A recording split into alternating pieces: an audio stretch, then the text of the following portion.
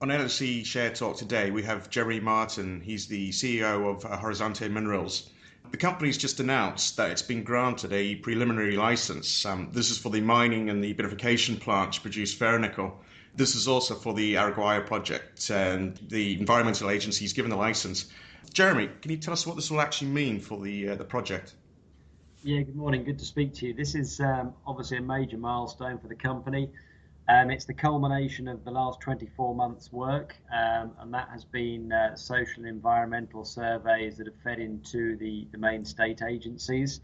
And what this license actually is, it's part of a three-stage process where you're effectively ending up with an operating mine. And this stage that we've just been awarded, the preliminary license, is actually the toughest permit to get.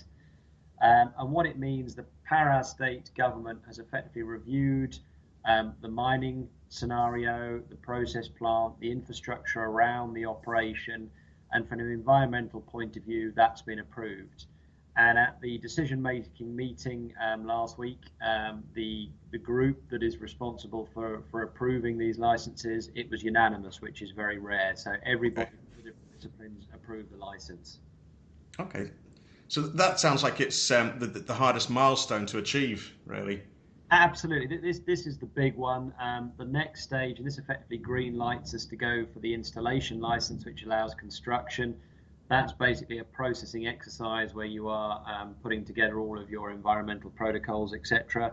And then once you've constructed, it's a formalization to get your operating license. But this is the big one to get and the big hurdle. So we're very pleased that that's out the way. Oh, that's good. And then you're preparing for that, obviously. Yeah, exactly. I mean, we've been working on this, as I say, for the last 24 months, and in parallel, we're also working on the pre-feasibility study. And this is a brand new study. It covers our project and the recently acquired Glencore project. It includes the drilling from last year. The resource update will be part of the pre-feasibility. We completed full-scale piloting last year to produce ferronickel. That will also flow into the study. There'll be new capital costs and new operating costs. So effectively, you're looking at a completely new study on a completely new project. Okay. And obviously that would be the next stage that you're heading towards.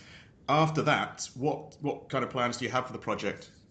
Yeah, well, I think the key, the pre-feasibility, we aim to show that the project is low capital intensity, which is where the market's at today. The costs will be at the low end of the cost curve. We hope to be in the lower quartile there, and the grades in the upper quartile. So all the things you want to see for a major development project like this. That obviously in parallel with the preliminary license is a big step and shows that the project is now viable. And our next stage will then be to move into the feasibility stage and detailed design, which will be later this year into next year. Okay.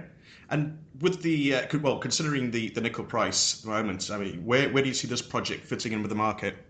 Well, I think it's an interesting question. I mean, today we're sitting at a sort of a 12 to 14 year nickel price low. So let's say we're at the bottom to lower end of the market. Our share price is also at a 5 to 6 year low, and we've just tracked the nickel price down. So what we have, or what we've been working to do in this pre-feasibility study, is to show that this project will actually work and is actually viable at this type of point in the market where you're at the bottom end of the price cycle. Yeah.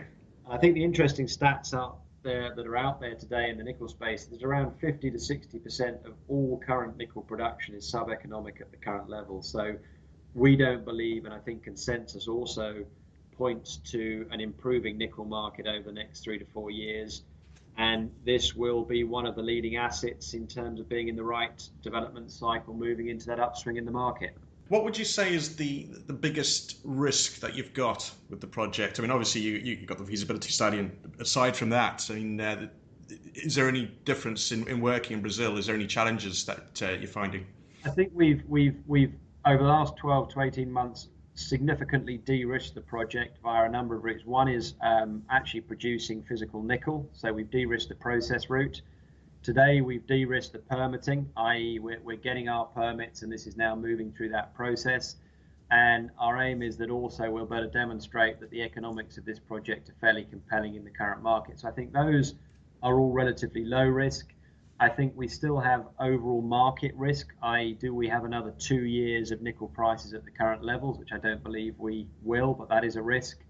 And it's also just maintaining that funding package right the way through to the construction stage. And that's obviously a fairly difficult thing to control in the current market.